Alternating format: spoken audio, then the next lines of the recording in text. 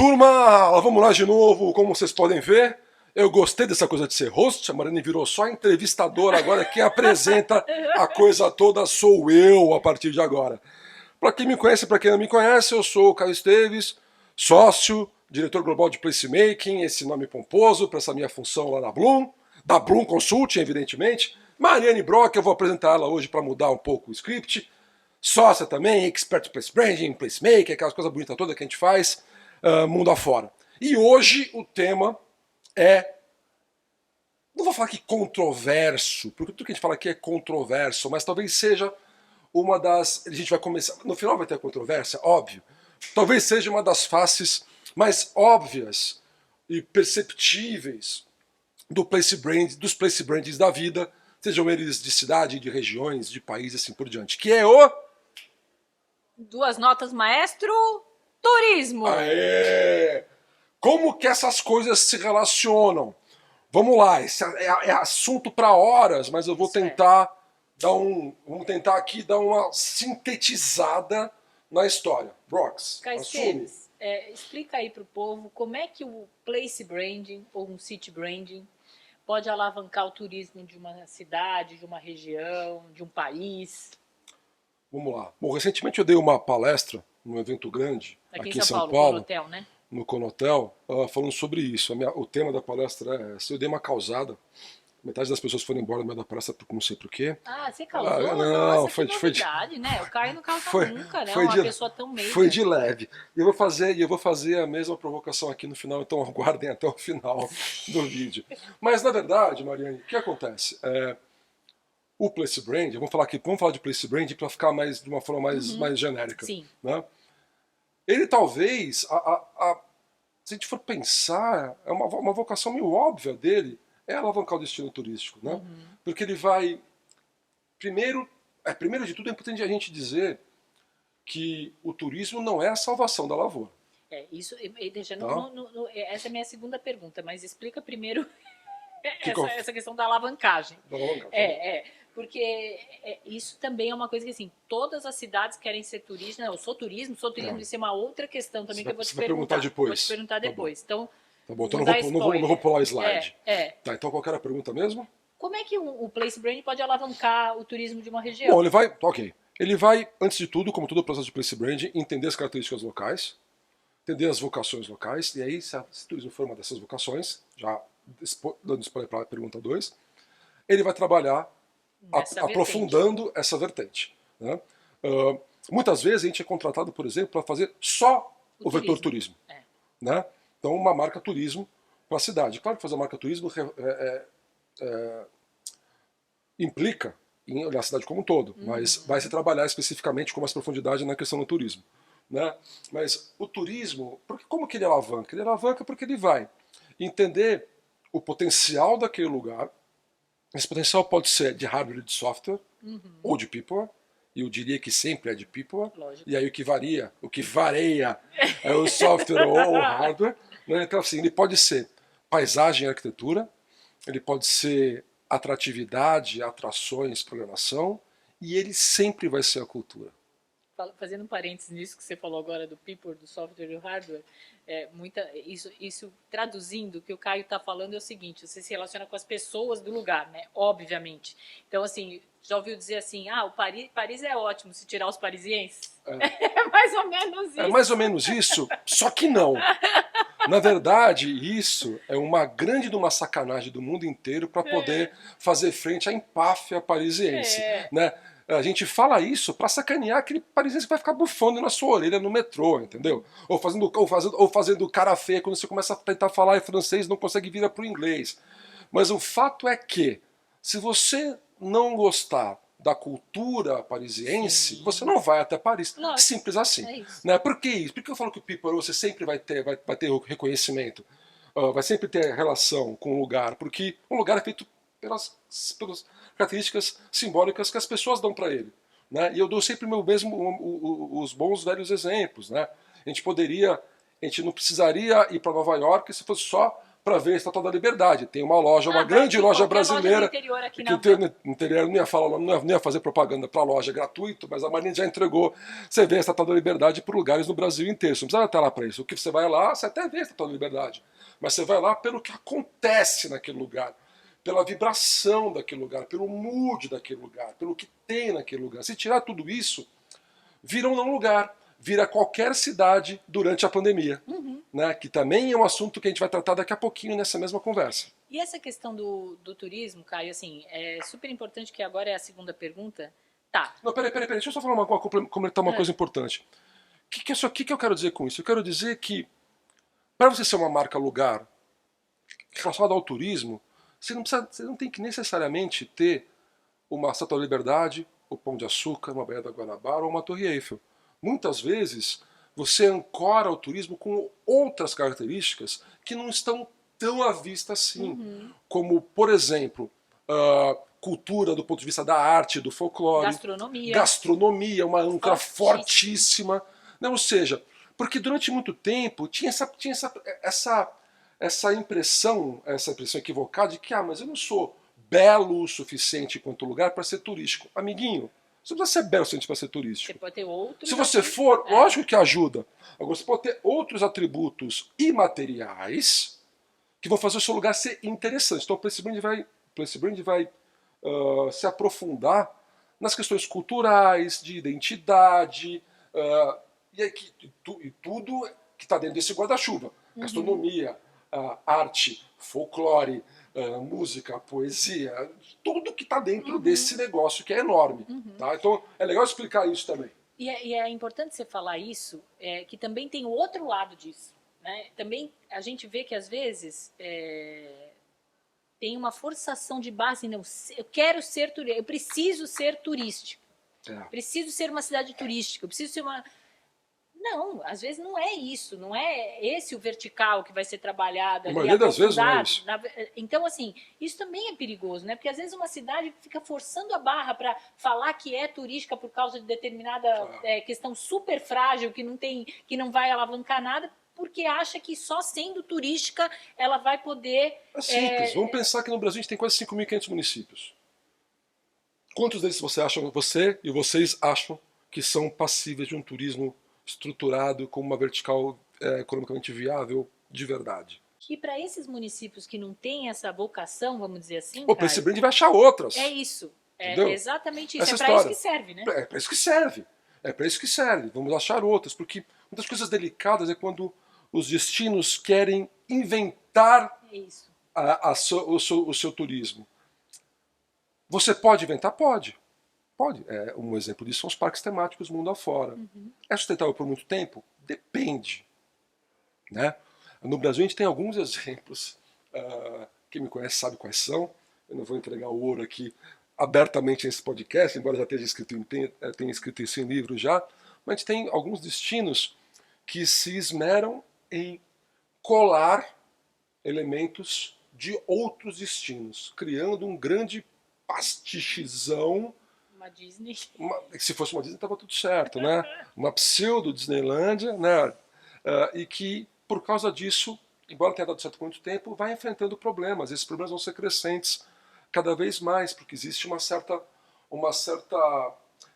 cada vez mais o mundo procura autenticidade, procura identidade. Então você vai na primeira vez é o famoso destino, tá visto. Entendeu? Você vai uma vez e aquilo você não se conecta. Então você vai, curte, aproveita, só que você não volta. Entendeu? Então, na verdade, o que a gente está falando aqui é que o Place Branding sim vai identificar o turismo como vocação, vai trabalhar essa vertical como vocação, e quando essa vocação for inexistente ou inviável, porque vai demandar tanto dinheiro, por exemplo, para construir um destino turístico de fato, a gente vai achar outro caminho para isso. Né? Porque, de novo, o que eu falei no começo, a gente tem que entender que o turismo não é a única salvação da lavoura. É isso. Né? É isso. Se não for turística, minha cidade vai morrer. Não, ela não vai morrer. E aí a gente vai para uma outra pergunta que tem o outro lado também. Tudo bem, vamos supor que a gente esteja falando de uma cidade que tem super vocação turística, está trabalhando nesse vertical, tá beleza, tal, assim, pandemia. Ei, Laiá. Trabalhei só o turismo. Ei, Laiá. Só o turismo salva a minha vida, porque eu sou uma Ops. cidade turística. Ops. Ops! Só que não. E aí como é que fica, Caio? Por isso que a questão da tal da opcionalidade que a gente fala é tão importante, né? A opcionalidade vem lá do cidadão antifrágil, que por sua vez veio do antifrágil do Taleb, né? Essa ideia da vovozinha de não colocar todos os ovos na mesma cesta. Ou seja, se você só tem uma vertical, você não tem nenhuma. Né? E aí eu posso dar exemplo clássico, está no livro inclusive, no último, que é Detroit. Né? Então eu colocava tudo na indústria automobilística, mecânica pesada, metalúrgica pesada, na cidade. Ninguém nunca imaginou que o americano ia comprar menos carro, e de repente a indústria entrou em declínio. E a cidade foi pro vinagre. Né? E agora está tendo que se reinventar. Está tendo que reinventar e está conseguindo, felizmente. A cidade pediu falência. Né? Ela entrou em falência, pediu falência, né? Legalmente. Então, turismo é legal pra caramba. Tem que trabalhar forte, porque ele é uma super âncora, ele tem um ecossistema gigante em torno dele. Muito poderoso, poderosíssimo, né? Em torno dele. Só que não pode ser único.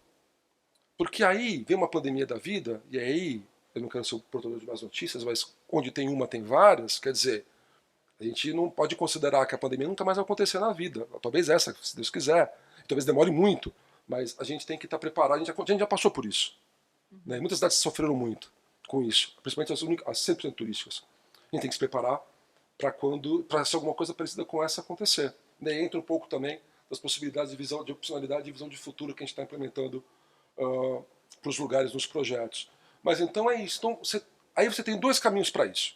O primeiro deles é, sim, eu não sou só turístico. Eu sou turístico legal. Meu turismo é o meu carro-chefe, mas o que mais eu tenho além desse turismo? Primeira coisa. A segunda coisa é pensar numa coisa que eu falo muito, que é uma teoria, é um conceito deleuze-guattariano, que é a desterritorialização. Né? Então, assim, entender, ou como eu chamei o contraponto à desterritorialização, como eu chamei no Cidade Antifrágil, a supraterritorialidade. Entender que o teu lugar ele precisa criar essa experiência para além da presença física das pessoas no teu lugar. E aí, o que fez... O case, metade eu ia falar não, disso. o que fez metade das pessoas irem embora, não é isso que eu vou falar na palestra, foi quando eu perguntei para eles no final, vocês estão preparados para o dia que as pessoas não puderem ir no destino de vocês? Todo mundo ficou aquela cara, como assim? Eu falei, já aconteceu, não estou falando nada novo. Já aconteceu e vai acontecer provavelmente de novo, e não vai demorar muito tempo. Espero que não aconteça nunca mais, mas como isso vão ter que acontecer outras coisas do gênero. Né? Então, assim, você está preparado para isso? Então, assim, em pensar na supraterritorialidade é pensar em como levar uma experiência que tem identidade, legitimidade e autenticidade para o cara quando ele não está no meu território, para que a gente consiga colocar esse lugar no hall de escolhas dele, mesmo eles não podendo ir até a gente. E aí você ia falar dos cases. Falar do case, que é assim, na pandemia foi o Qual ultimate. que você acha que é o melhor? Eu falo de vários. Qual que você acha o melhor deles? Não é aquele que pôs não é o Sync? Não, pra mim o melhor é Ilhas Faroe. Ah, Ilhas Faroe também, sensacional. Mas conta dos dois, então, pra todo mundo ficar sabendo. O Sync foi genial, nessa questão de levar essa experiência pra fora, né? Eu tenho muita raiva desse povo. Da Guri e da Vapu, né? Respectivamente, Ilhas Faroe e Helsinki. Ilhas Faroe fez uma coisa brilhante, as ilhas ficaram fechadas, evidentemente, como o mundo inteiro. Lá ficou fechado de verdade. Então eles fizeram um videogame que você acessava pelo seu celular, e o videogame você percorria as Ilhas Faroe interagindo com um morador voluntário das ilhas que colocava uma câmera na cabeça e em tempo real você pedia para onde o cara tinha que ir.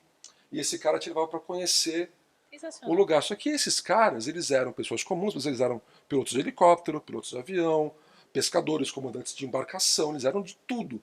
Então você tinha uma experiência imersiva absurda com a comunidade, com legitimidade, com autenticidade, sem estar lá.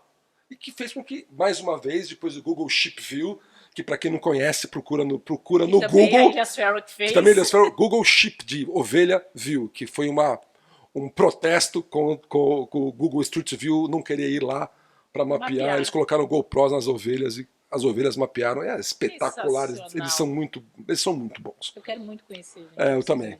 Você tem que ter um lugar, aquele período do ano, 7 dias no ano que não está extremamente frio. Mas é maravilhoso o lugar. E o Sync, que criou o Sync na Box. O Sync na Box é uma Uma ação, Evolução, né? uma evolução do City as a Service, né, que era uma forma que foi um evento, uma iniciativa brilhante para atração de talentos, de OSync, que você experimentava a cidade, uma série de benefícios e de experiências imersivas, só que com a pandemia as pessoas não podiam ir até a cidade experimentar, eles criaram o OSync na Box.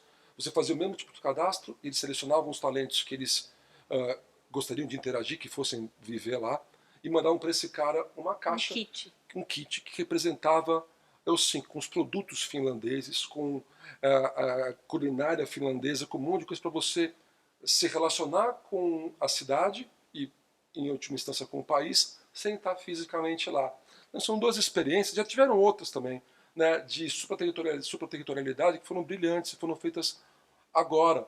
Recentemente tem outras, tem Estônia fazendo muita coisa inteligente, tem um monte de coisa, mas acho que esses dois ilustram bem o nosso ponto. Você acha que no Brasil ainda a gente é muito preso, pensando nisso, né? Muito preso a essas ações ou essa abordagem um pouco mais tradicional do ponto de vista de turismo? Lógico, o turismo brasileiro é tradicionalíssimo. Então, desse ponto de vista, eu acho ainda as cidades ainda com essa abordagem ainda tradicional do do cidades, turismo. Sim, sim. Se o mundo inteiro tem uma abordagem tradicional, as cidades talvez sejam os lugares onde a gente possa começar a experimentar então, essas ações um pouco mais diversificadas, um pouco mais diversas, um pouco mais diferentonas para criar essa atração. Porque isso não é também só para criar atração, é uma questão de você também ser antifrágil, né? Como a gente falou Mas da pandemia. Claro. Quando você transcende, né, o físico... Não, é que eu estou falando atração de intenção, atração de atenção.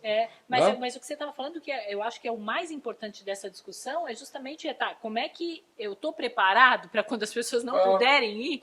O que eu estou fazendo? O que eu estou fazendo? Né? E aí pensar na cadeia como um todo, porque nesse evento que você falou, por exemplo, tá lá o pessoal de hotéis, né? Todo esse trade, a gente acabou de fazer um projeto sensacional nesse sentido, foi com Paracatu, sim. quando a gente pega os ativos principais da cidade e dá uma característica supraterritorial para eles, através de plataformas, de outros tipos de ação que a pessoa se conecta com a cidade. Com aquela cultura. Sem ir lá. Eu não posso dar mais detalhes porque está em processo. Não o projeto pode estar entregue, mas está em processo de desenvolvimento dessas coisas todas lá. Mas vai ser um exemplo dos que eu conheço, talvez o primeiro que eu conheço no Brasil, de como levar a cultura para quando o cara não tiver, não puder pisar lá. Exatamente. Não, muito bom, Caio. Eu acho que ficou muito claro e era importante a gente trazer esse assunto, justamente que muito se fala, né? O turismo é a salvação da lavoura. Não, sim, o turismo é como o Caio disse, é poderosíssimo. Mas, como falou, assim, a cidade que não tem essa vocação, ela não vai ter uma singularidade, ela não vai... Lógico que sim, tem que identificar, todo mundo tem o turismo pode ser a salvação da lavoura, desde que ele seja a salvação da lavoura. O que eu quero dizer é que não é o fato de você não ter nada e falar, agora vamos inventar um turismo aqui, que as coisas vão acontecer. Nem todo lugar pode ser Dubai, né? E outra, quando ele tiver... Ele também não pode só ficar dependente do turismo. Claro, exatamente. Que é a questão da opcionalidade que a gente tratou aqui. A gente defende tanto, né? Eu acho que tá falado, Caio. Tá falado? Tá visto? Tá falado. Obrigada. Mas voltem, tá visto, mas voltem aqui outras vezes. Para quem ouviu até aqui, obrigada. Curta, compartilhe. Até a próxima. Dá um oizinho, tchau, tudo bem? Fala que Caio só tem essa camiseta para fazer podcast. Não, eu tenho 20 iguais, enfim. É uma outra discussão, é do Batman. Então, comente alguma coisa aí no YouTube, porque ajuda a engajar o vídeo para mais de 3 pessoas. Tá bom? Até a próxima, turma. Tchau, tchau.